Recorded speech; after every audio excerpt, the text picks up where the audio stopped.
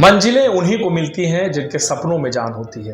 पंखों से कुछ नहीं होता, हौसलों से उड़ान होती है। स्वागत है आपका ग्राउंड जीरो में। मैं अनुज हनुमत और आज हम एक ऐसे शख्स के साथ हैं जिसने अपनी मेहनत और संघर्ष से न ही अपनी पीढ़ी को मंजिल तक पहुंचाया, उसके साथ अपने कर्तव्य को भी आगे बढ़ाने का काम किया। एक ऐसा युवा जो स्वदेशी आंदोलन से प्रेरित है, एक ऐसा युवा जो समाज में कुछ बदलाव चाहता था, लेकिन उसने शुरुआत खुद के कार्य से की है और अपने कार्य को अपनी मंजिल तक पहुंचाने की जिद में ये लड़का चित्रकूट जिले का सबसे उभरता हुआ उद्यमी बन चुका है। मैं बात कर रहा हूं राजस्थान मार्बल्स के व्यापारी शशांक जी की, शशांक मिश्र, जो आज हमारे साथ हैं। आपका ग्राउंड जीरो में बहुत बहुत स्वागत है। मैं आपके बारे में पढ़ रहा था, बहुत दिनों से जुड़ा भी हूँ आपसे। स्वदेशी आंदोलन से आप प्रेरित थे। हाँ बिल्कुल। और उस समय नहीं लगता था कि शशांक व्यापार में जाएंगे। उस समय आपका सीधा कॉन्सेप्ट था देश के स्वदेशी जो वस्तुएं हैं या स्वदेशी आंदोलन हम कैसे आगे बढ़ाएं। हम लोग राजीव भाई दीक्षित जी से जुड़े हुए थे, तो हम लोग पढ़ाई के टाइम से वर्धा में 1 से 4 अप्रैल तक का एक कार्यक्रम होता था। उनके भाई उसको ऑर्गेनाइज करते थे स्वदेशी के कॉन्सेप्ट पे। आपको याद होगा, मैंने एक आध बार आपसे भी कहा कि हम लोग चला करें ऐसे करके।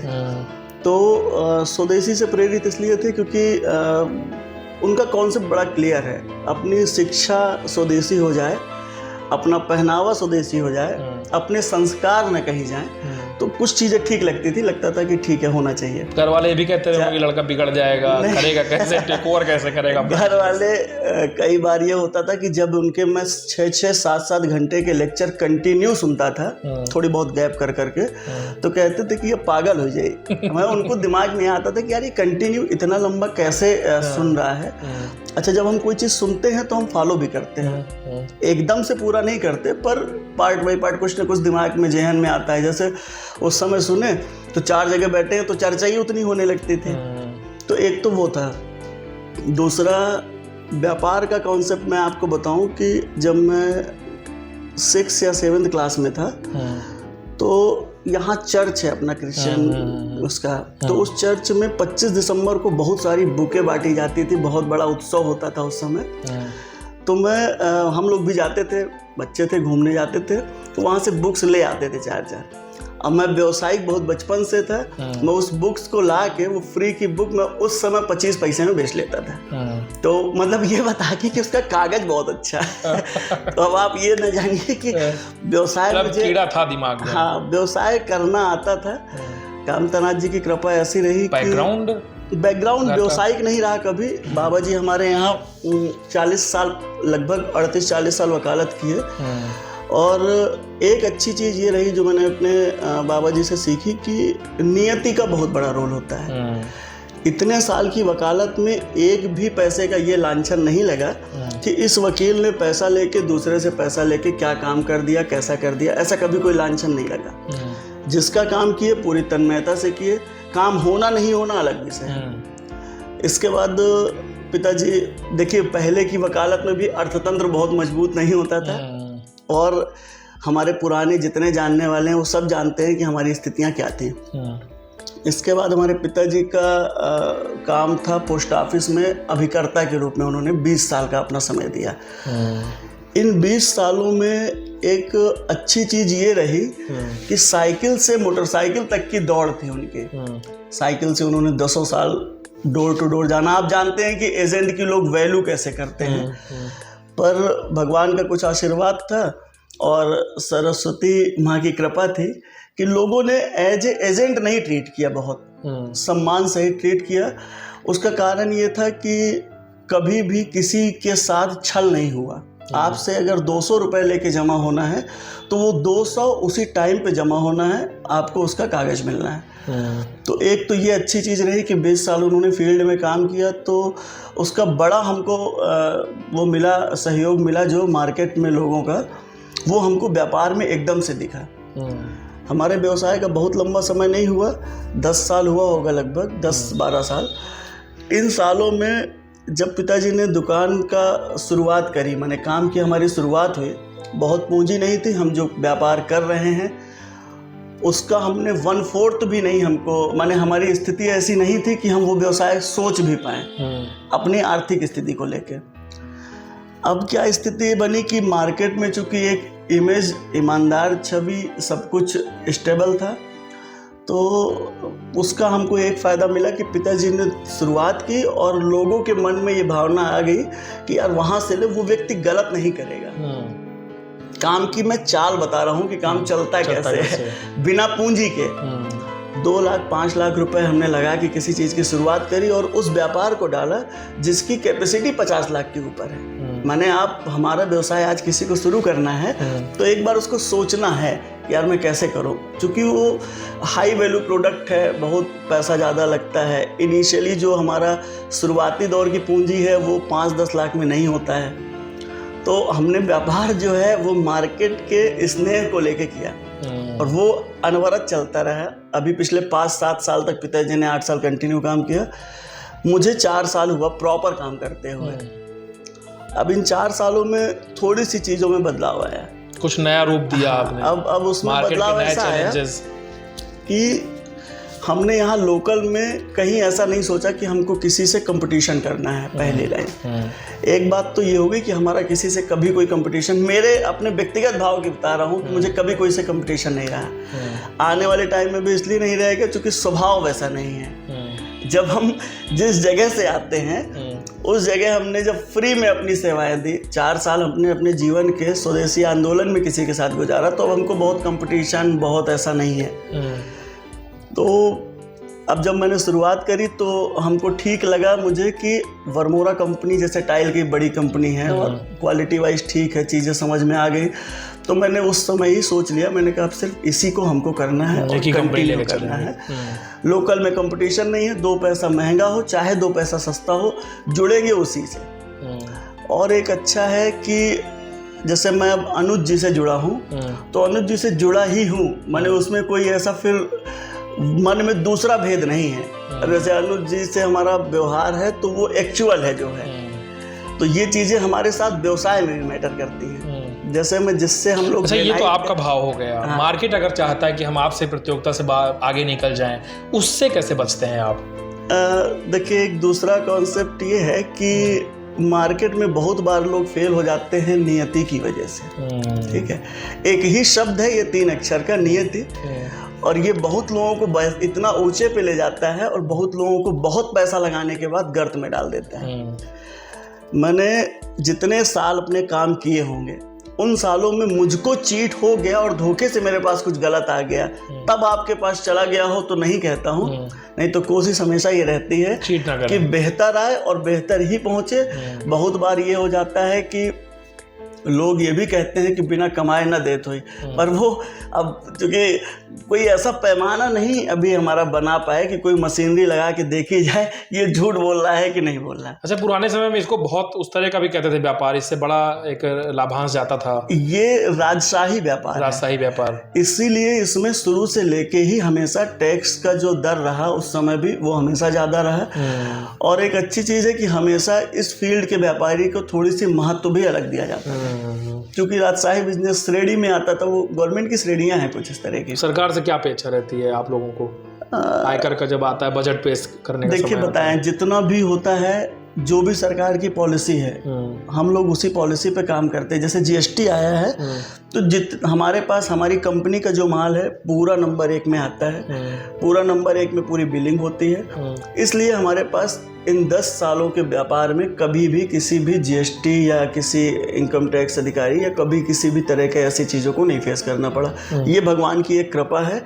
और कुछ ये भी है कि हमको लगता है कि 50,000 रुपये ज़्यादा चला जाए लेकिन कोई लांछन ये ना लगा पाए कि यार ये व्यक्ति भी बेईमानी कर रहा है, ये गलत कर रहा है। अच्छा, एक चीज़ बड़ा लोग जानना चाहते हैं, कोई युवा है अगर उसका पढ़ाई में मन नहीं लग रहा है या इतना नहीं पढ़ाई कर सकते, उसे मैं 1 सेकंड रोकूं, कुछ और बोला जाए। हाँ, पढ़ाई वाला आपने टोक दिया ना। मेरा पढ़ाई में 10th के पहले तक मुझे लगता था कि मुझे नहीं, घर वालों को भी लगता था कि ये पास वास होते जाएगा, कैसे होगा क्या होगा। मैंने पढ़ाई का हमारा रुझान नहीं था, मतलब रुझान पढ़ाई बिल्कुल नहीं था, बिल्कुल नहीं था। 10th तक नहीं था। 10th के बाद मैं सुरेंद्र पाल अपना गुरुकुल है, गुरुकुल में ही मैं रहा और वहाँ से एकदम से चीज़ें बदली। वहाँ फिर जैसे कहते हैं ना कि व्यक्तित्व का विकास होना चाहिए, वो मुझको वहाँ समझ आया। आप पढ़ाई पे क्या होता है, बच्चे को बहुत फोर्स करते हैं तो वो कभी नहीं पढ़ पाता।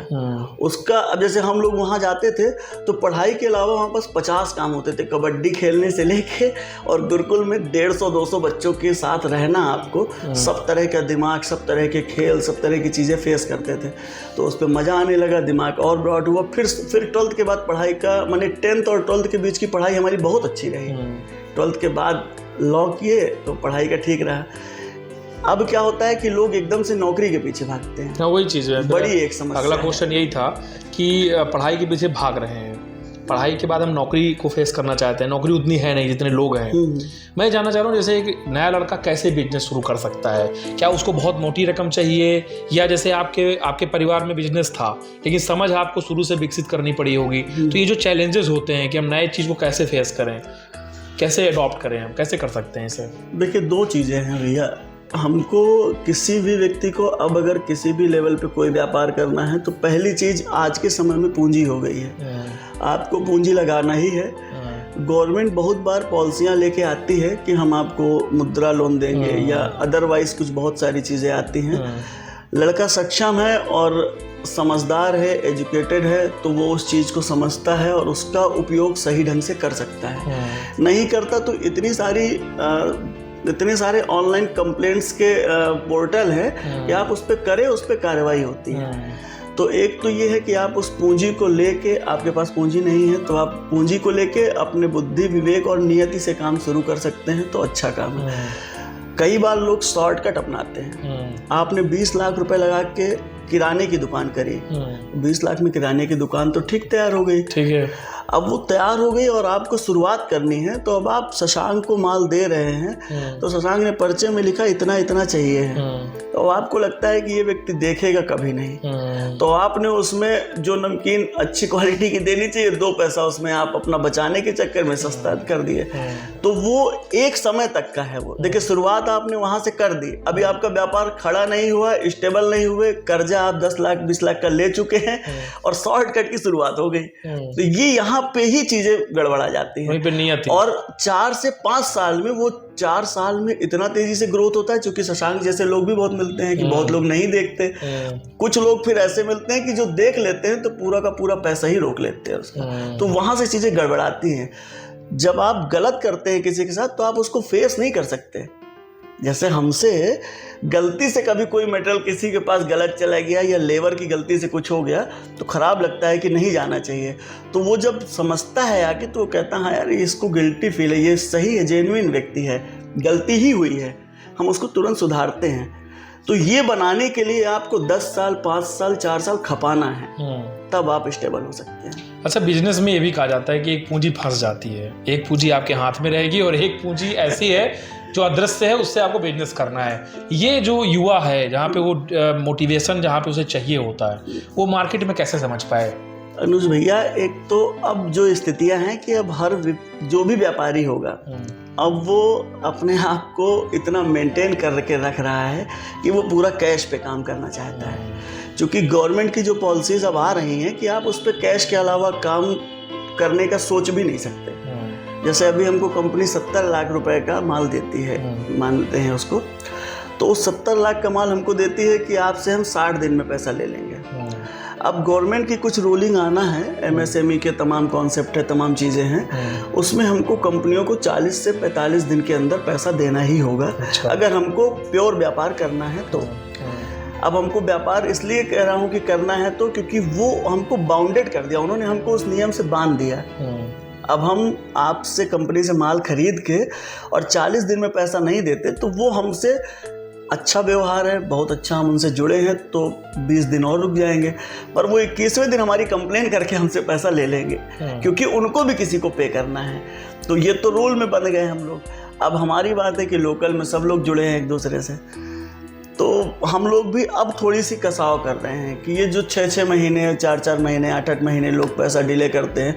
और एक ख़राब चीज़ ये बहुत सारी चीज़ें फेस करते हैं हम लोग कि जो भी उपभोक्ता है वो आप व्यापारी की पीड़ा नहीं समझता कभी। ये आप जानिए, व्यापारी की पीड़ा सिर्फ व्यापारी जानता है। व्यापारी की पीड़ा होती क्या है? जैसे मटेरियल उसने दे दिया और अब मटेरियल देने के बाद उसने व्यवसायिक संबंध से इतर हटके 1 लाख रुपए उधार कर दिया।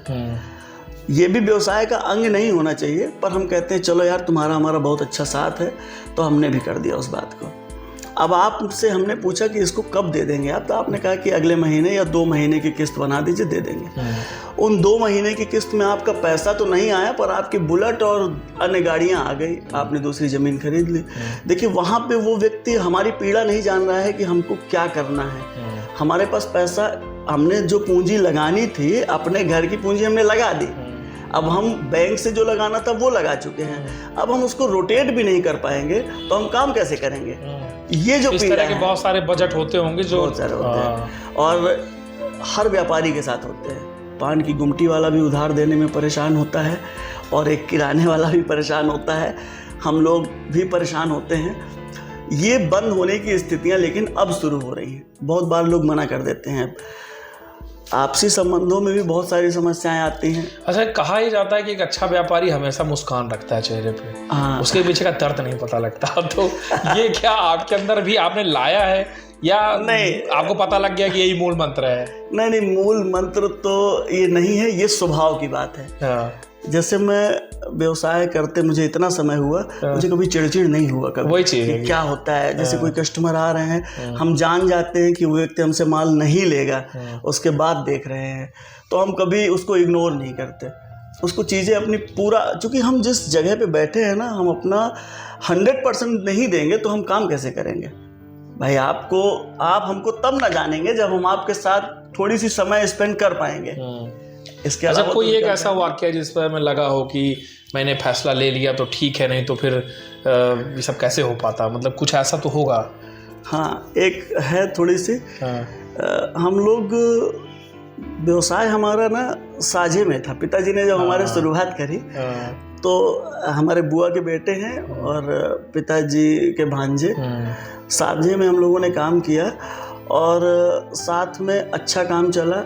हमारी फर्म में भी ऐसा रहा कि हमारे पिताजी चूँकि 20 साल का जो एक एक्सपीरियंस था कागज का, और वो मेंटेन इसलिए रखा कि जैसे अब आज हमारी कोई भी बिक्री हो रही, हर चीज़ लिखा पढ़ी की बहुत मजबूती रही। तो हम लोगों का, जब मैं वहाँ पे काम करने के लिए मैंने शुरुआत करी, तो 1 साल हमने, 2 साल हमने साथ में, मैंने भी भैया लोगों के साथ घुल मिल के काम किया, सब कुछ बढ़िया रहा। फिर मुझको एक थोड़ी सी लगा कि जैसे मन में था, कभी शुरू से ही मन में था ऐसा कि जैसे हम घर से पैसा ले रहे हैं ना खर्च करने के लिए, तो पैसा लेते थे, खर्च करते थे, लेकिन ख़राब लगता था यार, अपना करना चाहिए।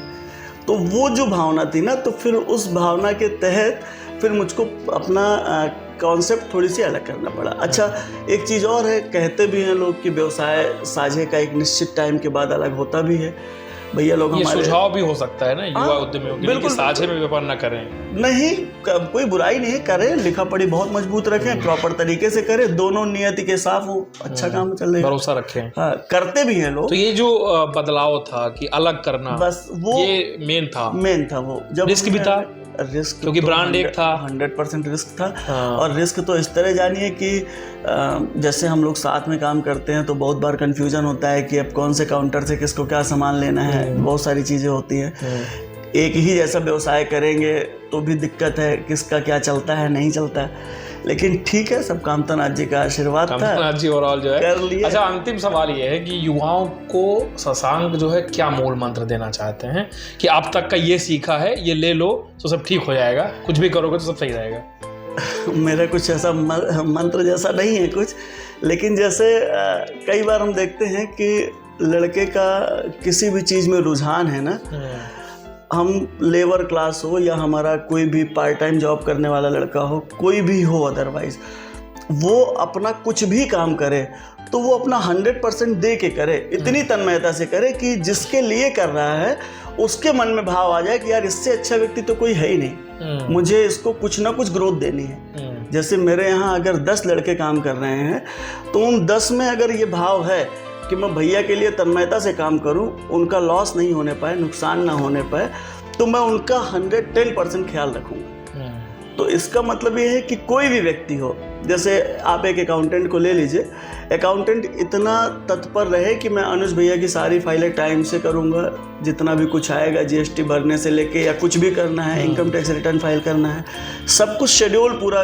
तैयार रखे कि मुझको ये करना है, तो उसमें हमेशा तरक्की है। टाइम थोड़ी सी ज़्यादा है, वो शॉर्टकट नहीं है, लेकिन शॉर्टकट ना अपनाए। शॉर्टकट तो कम समय के लिए है, ग्रोथ लेकिन बहुत तेज दिखती है उसकी। उससे बचना पड़ेगा, बचना ही। बहुत बहुत धन्यवाद आपका भैया। और शशांक जी हमारे साथ थे, जिन्होंने आपको सारी बारीकियां बताई, व्यापार से जुड़ी कितनी बारीकियां होती हैं, और अपने भी संघर्ष उन्होंने आपसे साझा किए। इस वीडियो को जितना आप लोग देख सकते हैं और जितना इसे शेयर कर सकते हैं करें, क्योंकि ग्राउंड जीरो की यही पहल है कि कोई भी एक अच्छा कार्य अगर आप उसकी शुरुआत करते हैं तो उसमें शशांक ने, जैसे उन्होंने कहा शशांक जी ने, कि नीयत अच्छी होनी चाहिए, तो उसको आप लोग इस वीडियो के माध्यम से सीखें। फिर मिलते हैं किसी एक व्यक्ति के साथ और जानने का प्रयास करते हैं कि आखिर कैसे उनके जीवन में बदलाव आया और कैसे उन्होंने प्रगति आगे की। धन्यवाद।